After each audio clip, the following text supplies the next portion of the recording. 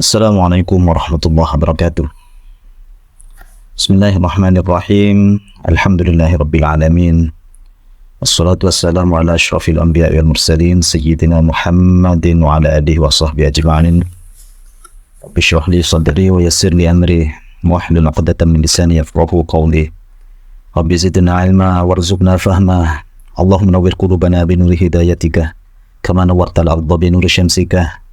Allahumma aftah alaina futuhal arifin waj'alna khalisatan liwajhikal karim bi rahmatika ya arhamar rahimin. Nawaitu ta'allum wa ta'lim wal ifada wal istifadah wan naf'a wal intifa' raja'a mardatillah wa li'i'la'i kalimatillah. Ana qari'un wa antumul mustami'una fa innal huda hudallah. Qala al-mu'allif rahimahullahu ta'ala wa nafa'ana bi ulumihi fid dharain amin. Bismillahirrahmanirrahim. Faslun nawaqidul wudu'i arba'atu asya'a. Faslun, adapun ini ialah fasal nawaqidul wudu'i, adapun beberapa perkara yang membatalkan wudu.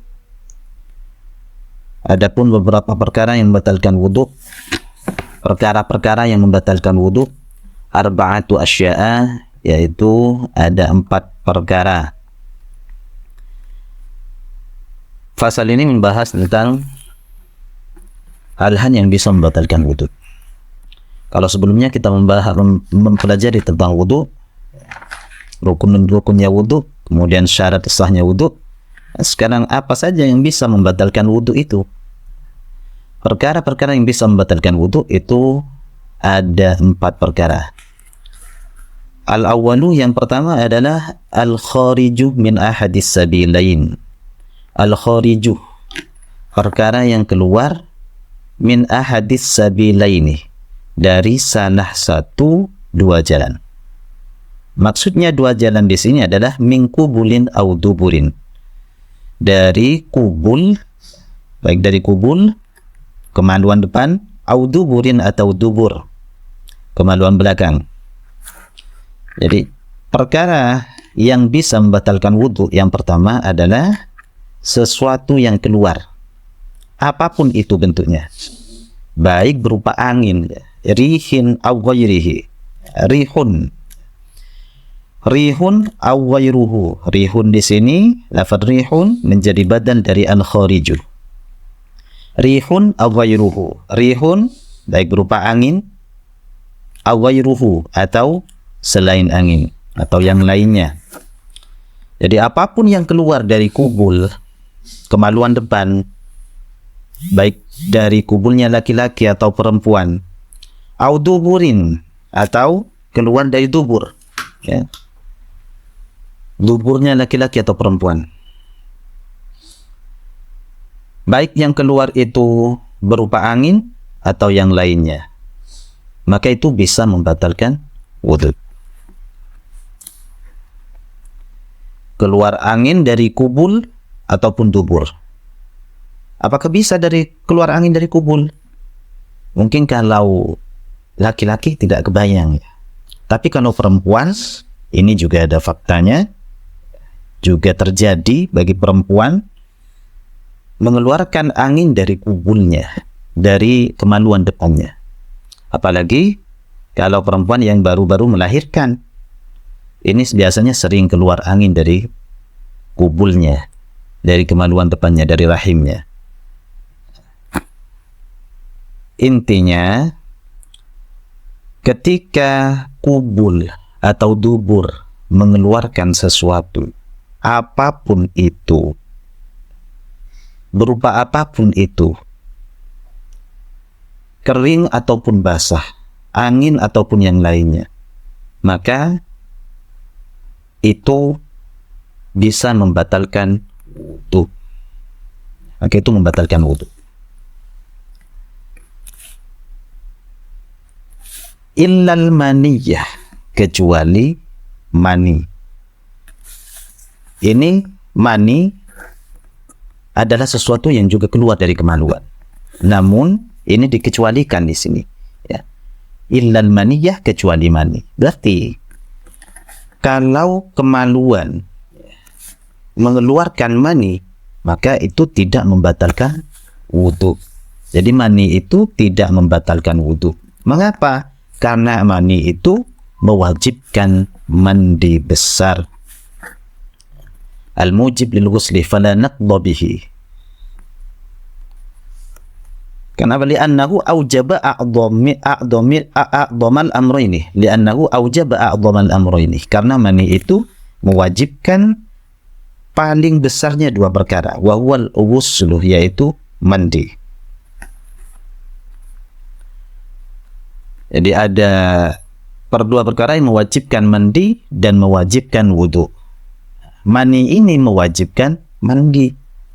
Mandi ini lebih besar daripada wudhu, sehingga mani itu tidak membatalkan wudhu, hanya mewajibkan mandi besar saja. Kemudian atsani, yang kedua, perkara yang membatalkan wudhu yang kedua adalah zawalul akli,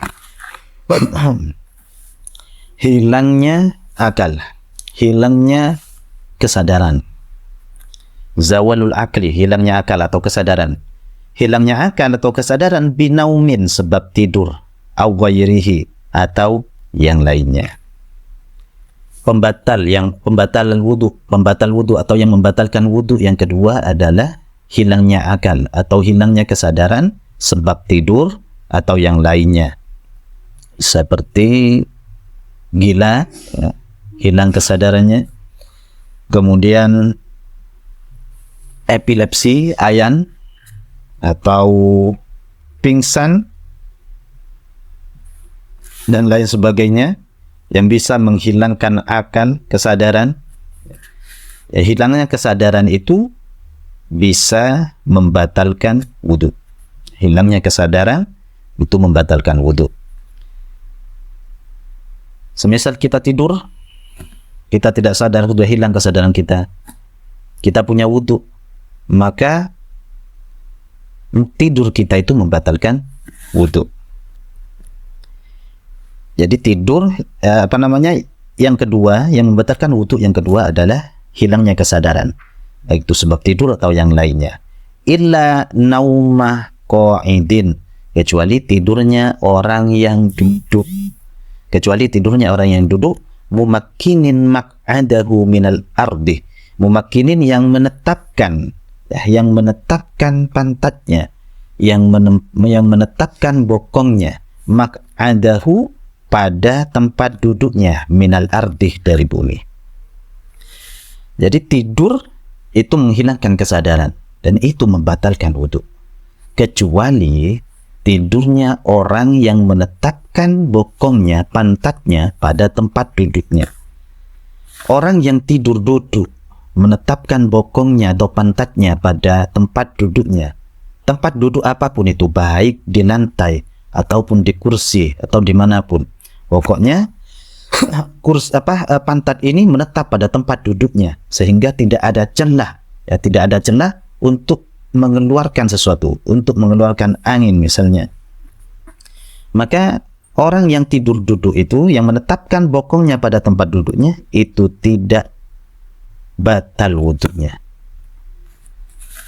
dengan syarat yang duduk itu tidak terlalu gemuk dan juga tidak terlalu kurus.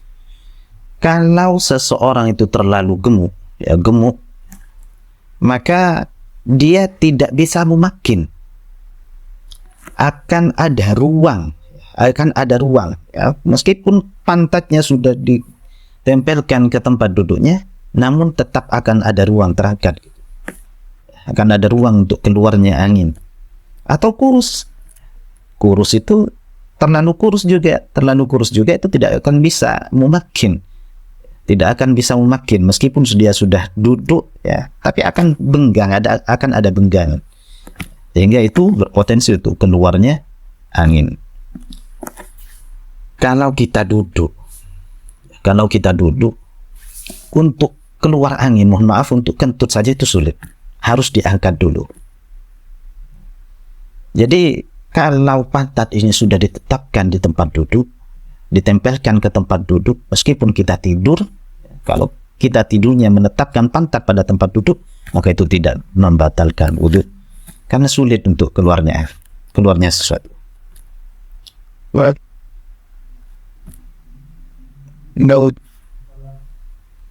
Ats-tsalitsu, yang ketiga yang membatalkan wudu yang ketiga adalah iltiqa'u basyaratai rajulin wa imra'atin. Iltiqa'u basyaratai rajulin, bertemunya, saling bersentuhannya, basyaratai rajulin wa imra'atin, dua kulit, ya, bertemunya dua kulit, laki-laki, wa imra'atin, dan perempuan, kabiraini, yang sama-sama besar keduanya, yang sudah sama-sama besar keduanya, ajnabiyaini, yang bukan mahram keduanya, ya, min ghairi hailin, tanpa ada yang menghalangi, tanpa ada sesuatu yang menghalangi, tanpa penghalang. Jadi yang ketiga, ya, perkara yang membatalkan wudhu yang ketiga adalah iltiqa'u basyaratai rajulin wa imra'atin, bertemunya dua kulit laki-laki dan perempuan. Di sini perlu digarisbawahi juga ada basyaratai, dua kulit. Yang membatalkan wudhu itu adalah bertemunya dua kulit. Kalau selain kulit, maka itu tidak membatalkan wudhu. Meskipun saling bersentuhan laki-laki dan perempuan, tapi bukan kulitnya, seperti rambutnya. Rambut bukan kulit, bukan masuk kategori kulit. Kemudian gigi, ya, giginya, yang gigi bukan kulit. Kemudian dan juga kuku, kecuali, ya, ini di pengecualian rambut. Kemudian rambut, ya, rambut apapun, bulu ini, bulu-bulu, baik bulu apapun, ya, bulu kepala, bulu mata dan yang lainnya. Kemudian gigi dan juga kuku. Kalau bersentuhan kuku, meski berbeda jenis, laki-laki dan perempuan bersentuhan kukunya, saling bersentuhan kukunya, atau kukunya laki-laki menyentuh kulitnya perempuan, maka itu tidak membatalkan wudhu. Tidak membatalkan wudhu. Jadi yang perlu digarisbawahi adalah basyaratai, yang membatalkan wudhu itu adalah bertemunya dua kulit laki-laki dan perempuan. Rojulin wa imra'atin, rojulin juga perlu digarisbawahi, rojulin wa imra'atin, laki-laki dan perempuan. Ingat di sini rojulin wa imra'atin, dua kulit laki-laki dan perempuan. Kalau rojulin sama rojulinnya tidak membatalkan wudhu, ya. Bertemunya dua kulit laki-laki sama-sama laki-lakinya, kemudian atau perempuan sama-sama perempuannya, tidak membatalkan wudhu. Yang membatalkan wudhu itu adalah bertemunya dua kulit laki-laki dan perempuan. Di sini umum laki-laki dan perempuan, kecuali hewan. Meskipun laki-laki atau perempuannya itu adalah dari kalangan jin, ya. Manusia, laki-laki dari kalangan manusia menyentuh, ya, kulit perempuan dari kalangan jin, atau sebaliknya, perempuan dari kalangan jin menyentuh laki-laki dari kalangan jin menyentuh atau saling bersentuhan kulitnya dengan perempuan dari kalangan manusia, maka itu bisa membatalkan wudhu. Tidak harus dari kalangan manusia. Jadi rojulin wa imra'atin, laki-laki dan perempuan ini tidak harus dari kalangan manusia, tapi juga dari kalangan jin. Kecuali hewan. Kalau hewan meskipun disentuh bagaimanapun, kalau bersentuhan laki-laki dari kalangan manusia dengan hewan betina, perempuan, ya tidak batal. Atau jin, ya, jinnya berbentuk hewan, misalnya jin tapi berbentuk hewan, maka dia tetap membatalkan, asal jelas kelaminnya dan laki-laki dan perempuannya.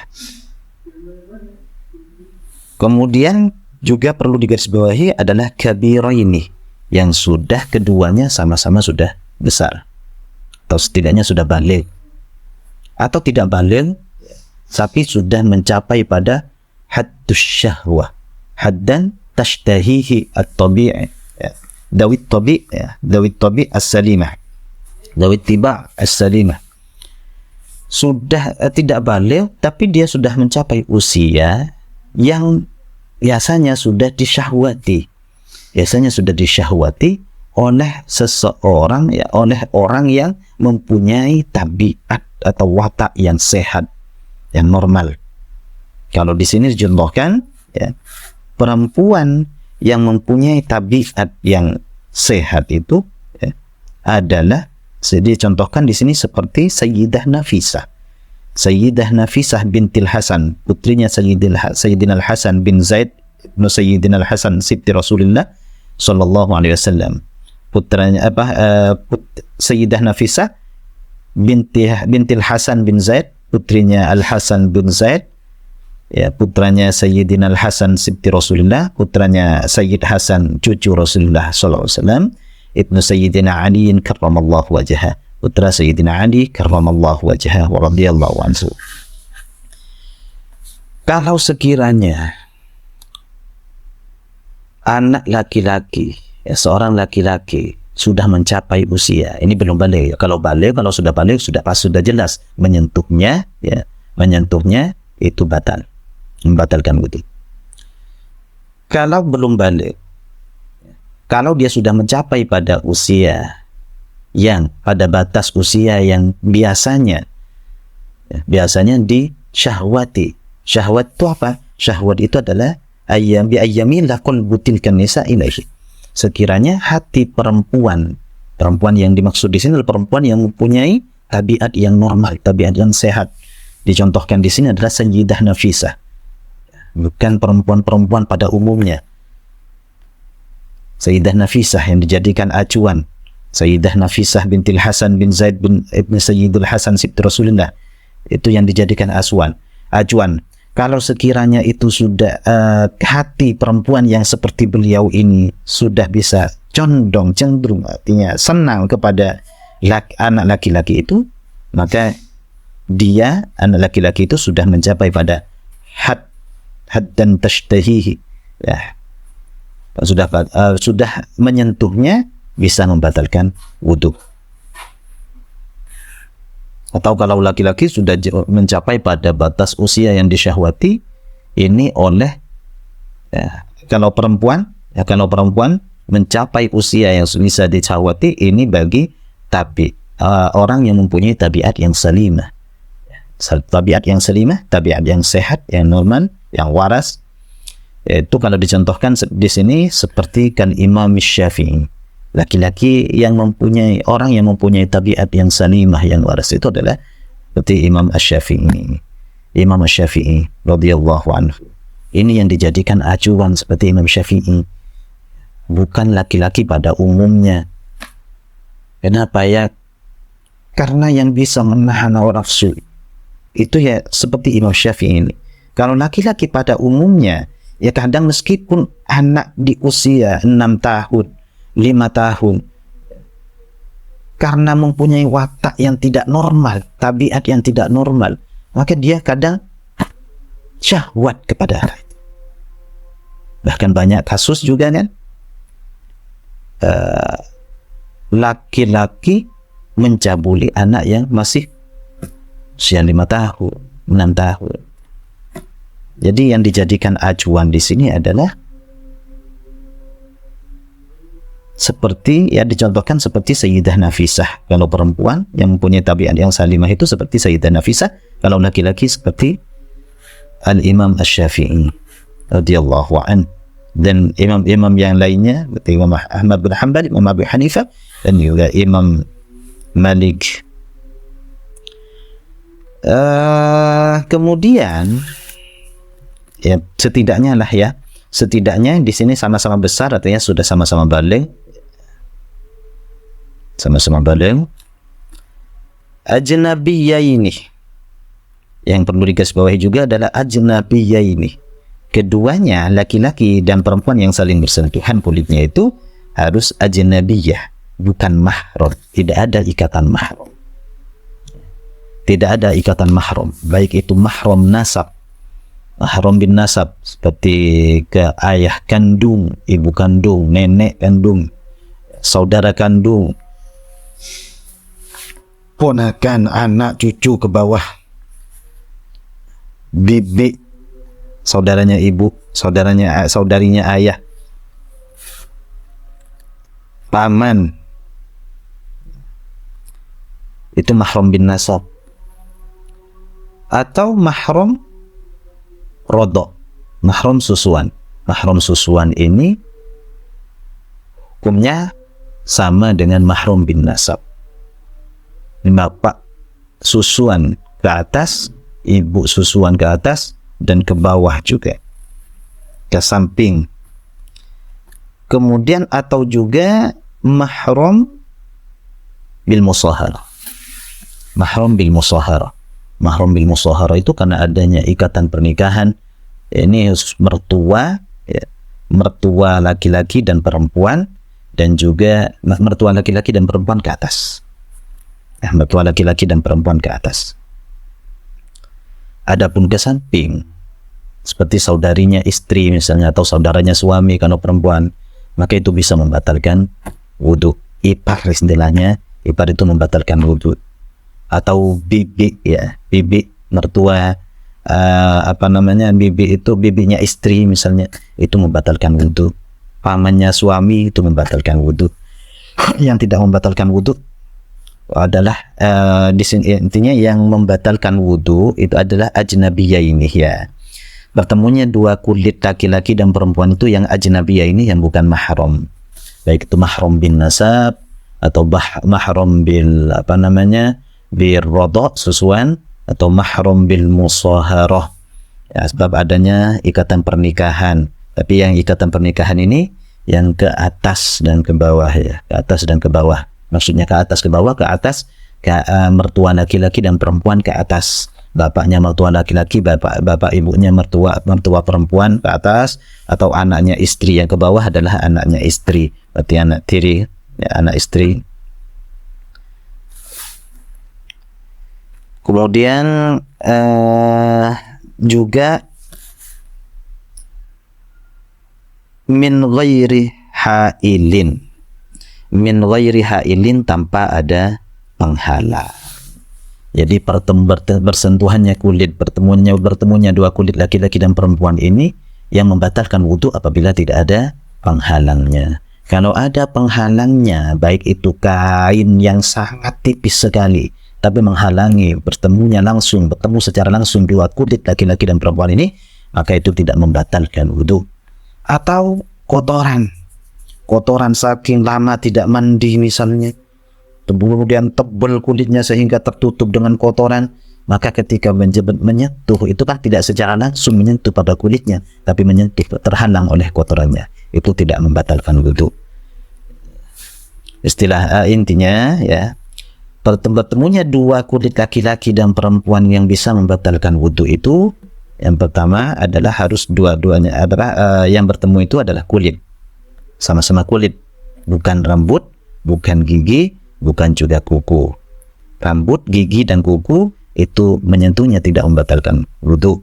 Kemudian rojulin aw imro'atin, laki-laki dan perempuan, kulit laki-laki dan perempuan, bukan kulit sama-sama laki-lakinya, bukan kulit sama-sama perempuannya, baik ini dari kalangan jin ataupun dari kalangan manusia. Kemudian kabira ini sama-sama besar keduanya, sudah sama-sama besar keduanya, setidaknya sudah balik, sama-sama balik, atau sudah mencapai usia di mana dia sudah disyahwati oleh seseorang, ya, oleh seseorang yang mempunyai tabiat yang sehat, tabiat yang waras, watak yang sehat, watak yang waras, yang normal.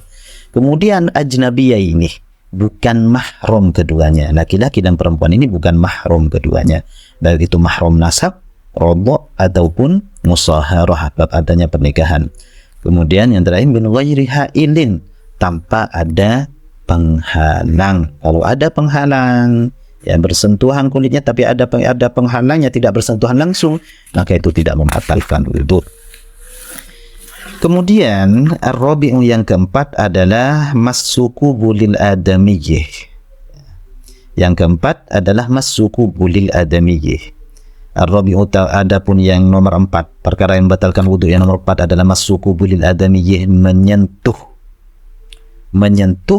kubul anak Adam, menyentuh kubul anak Adam, awhal qatih duburihi, atau lingkaran duburnya anak Adam. Menyentuh kubul.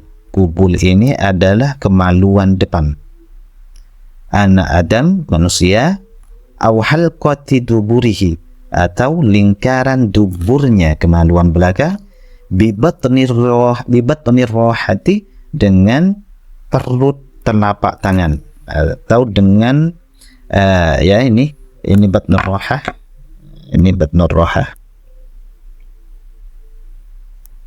telapak tangan bagian dalam, perutnya telapak tangan, au bibutunil asabi'i, au bibutunil asabi'i, atau dengan perutnya jari-jari, jari-jari bagian dalam. Jadi ini yang membatalkan wudu. Ini yang membatalkan wudu apabila disentuhkan kepada kemaluan. Apabila disentuhkan kepada kemaluan. Jadi yang keempat adalah masuk kubulil adamiyyi, menyentuh kubulnya anak Adam, kemaluan depan anak Adam, au halqati duburihi, atau lingkaran duburnya, lubang duburnya, lingkaran dubur. Mohon maaf, kalau semisal ini adalah dubur, maka yang membatalkan adalah lingkarannya ini, bukan belahan pantatnya itu, bukan belahan bokongnya itu. Kalau belahan bokong kita sentuh tidak apa-apa, apalagi bokong yang kita sentuh tidak membatalkan wudu. Yang membatalkan wudu adalah lingkaran lubang duburnya itu. Kalau disentuh baru itu bisa membatalkan wudu.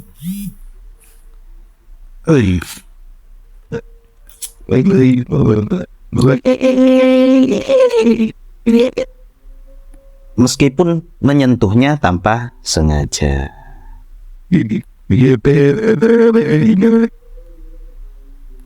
Meskipun menyentuhnya tanpa sengaja, tetap membatalkan wudu. Tidak sengaja menyentuh kemaluannya, tetap itu membatalkan wudu.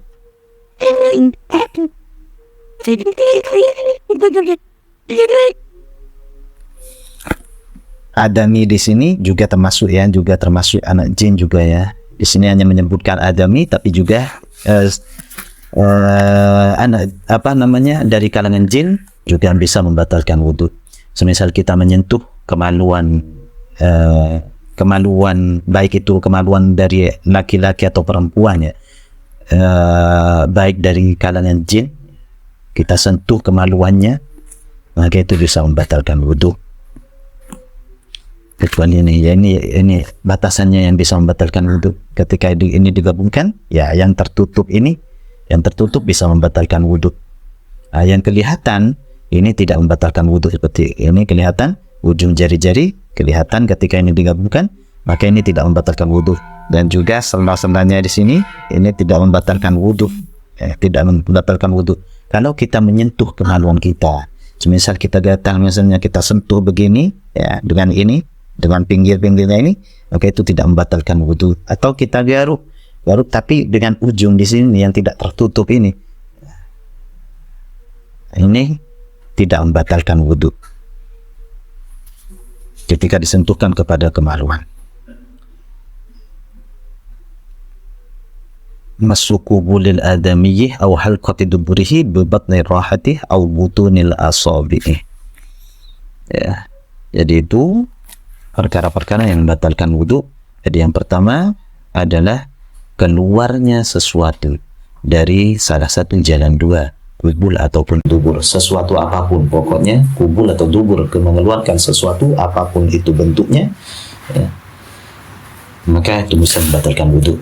Yang kedua, kecuali mani ya, kecuali mani. Yang kedua adalah zawalul akli, hilangnya kesadaran, hilangnya akal sebab tidur atau yang lainnya, kecuali tidurnya orang yang duduk, yang mumakkin maq'adahu minal ardi, yang menetapkan bokongnya atau pantatnya pada tempat duduknya, itu tidak membatalkan.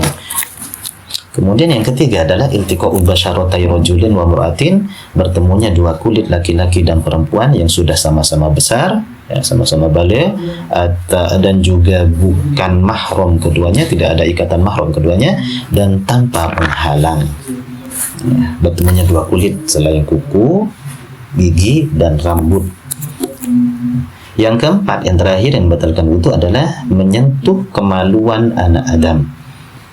Tentu kemaluan kubul, kemaluan depan anak Adam, baik laki-laki atau perempuan, ya, dari kalangan manusia ataupun jin, atau menyentuh halqati duburi badanihi, menyentuh halqati duburihi, lingkaran duburnya, menyentuhnya, ya, dengan telapak tangan bagian dalam dan juga asobi, ya, jari-jari bagian dalam. Jadi itu yang membatalkan wudu. Semoga bermanfaat. Wallahu a'lam bishawab.